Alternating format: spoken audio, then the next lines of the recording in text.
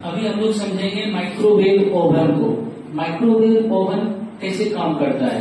तो आप देखते होंगे कि जब भी आप कोई भी खाना पकाने के लिए जब आप कोई बर्तन को चढ़ाते होंगे माइक्रोवेव ओवन पर, तो वो बर्तन गर्म नहीं होता है। आप देखते होंगे कि पानी जैसे आपने चढ़ाया तो पानी गर्म हो जाएगा, बॉयल हो जाएगा, लेकिन आप कंटेनर को आराम से टच करके बाहर निकाल सकते हो क्योंकि कंटेनर गर्म नहीं होता है।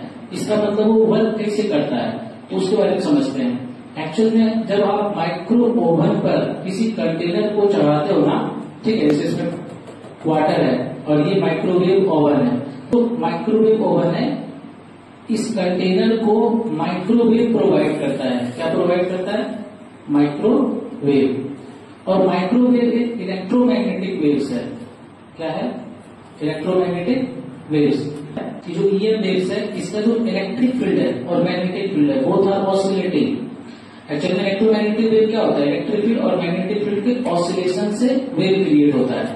ऑसिलेशन मतलब इलेक्ट्रिक फील्ड वेरी करता है टाइम टू टाइम, हाई से लो, लो से हाई। हाई फ्रीक्वेंसी वाला क्या है? इलेक्ट्रोमैग्नेटिक वेव्स है। तो जब इसको पढ़ता है, इसके अंदर समझो कि वाटर मॉलिक्यूल्स है, इसके अंदर क्या है? वाटर है। और वाटर होता है हमारा H2O, और H2O एक पोलर सब्सटेंसेस है। पोलर मतलब क्या होता है कि अगर आप देखो H2O को, तो H2O का स्ट्रक्चर इस टाइप का होता है।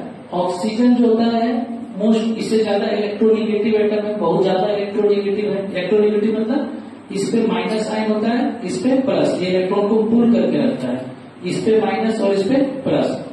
तो जितना इस पे पार्शियल नेगेटिव चार्ज होता है उतना इस पे पॉजिटिव चार्ज होता है, इसलिए ये एक डायपोल क्रिएट करता है। कहते डायपोल को इलेक्ट्रिक फील्ड में रखते हो तो it will experience A torque, और टॉर्क कितना होता है? P sin theta. और टॉर्क की वजह से क्या होता है? डायपोल इस तरह से वाइब्रेट करता है, ऑसिलेट करता है।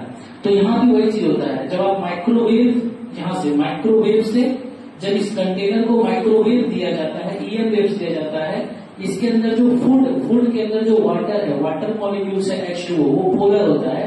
और पोलर क्या होता है? पोलर होने की वजह से ये जो इलेक्ट्रोमैग्नेटिक वेव का जो इलेक्ट्रिक फील्ड कंपोनेंट है वो इस H2O को वाइब्रेट कराता है। इस तरह से क्या होता है? ड्यू टू वाइब्रेशन हीट पैदा हो जाता है। कोई भी मॉलिक्यूल्स जब वाइब्रेट करेगा तो फ्रिक्शन पैदा हो जाएगा, और फ्रिक्शन की वजह से क्या पैदा हो जाएगा? हीट।